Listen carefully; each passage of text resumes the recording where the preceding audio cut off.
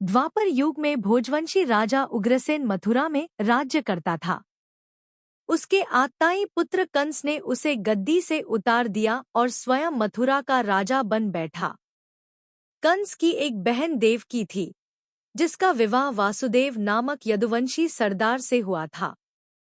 एक समय कंस अपनी बहन देवकी को उसकी ससुराल पहुंचाने जा रहा था। रास्ते में आकाशवाणी हुई, हे कंस, जिस देवकी को तू बड़े प्रेम से ले जा रहा है, उसी में तेरा काल बसता है। इसी के गर्भ से उत्पन्न 8वां बालक तेरा वध करेगा। यह सुनकर कंस वासुदेव को मारने के लिए उद्यत हुआ। तब देवकी ने उससे विनयपूर्वक कहा, मेरे गर्भ से जो संतान होगी, उसे मैं तुम्हारे सामने ला दूंगी। बहनोई को मारने से क्या लाभ है? कंस ने देवकी की बात मान ली और मथुरा वापस चला आया। उसने वासुदेव और देवकी को कारागृह में डाल दिया। वासुदेव देवकी के एक एक करके 7 बच्चे हुए और सातों को जन्म लेते ही कंस ने मार डाला। अब 8वां बच्चा होने वाला था। कारागार में उन पर कड़े पहरे बैठा दिए गए। उसी समय नंद की पत्नी यशोदा को भी बच्चा होने वाला था। उन्होंने वासुदेव देवकी के दुखी जीवन को देख 8वें बच्चे की रक्षा का उपाय रचा।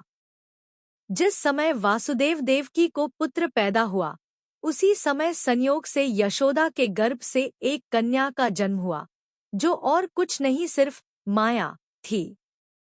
जिस कोठरी में देवकी वासुदेव कैद थे, उसमें अचानक प्रकाश हुआ और उनके सामने शंख, चक्र, गदा, पद्म धारण किए चतुर्भुज भगवान प्रकट हुए।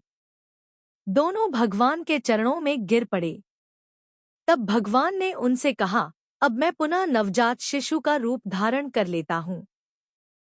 तुम मुझे इसी समय अपने मित्र नंदजी के घर वृंदावन में भेजाओ और उनके यहाँ जो कन्या जन्मी है, उसे लाकर कंस के हवाले कर दो। इस समय वातावरण अनुकूल नहीं है, फिर भी तुम चिंता न करो।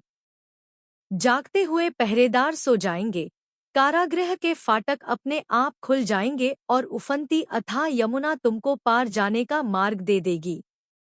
उसी समय वासुदेव नवजात शिशुरूप श्री कृष्ण को सूप में रखकर कारागृह से निकल पड़े और अथाह यमुना को पार कर नंदजी के घर पहुँचे। वहां उन्होंने नवजात शिशु को यशोदा के साथ सुला दिया और कन्या को लेकर मथुरा आ गए। कारागृह के फाटक पूर्ववत बंद हो गए।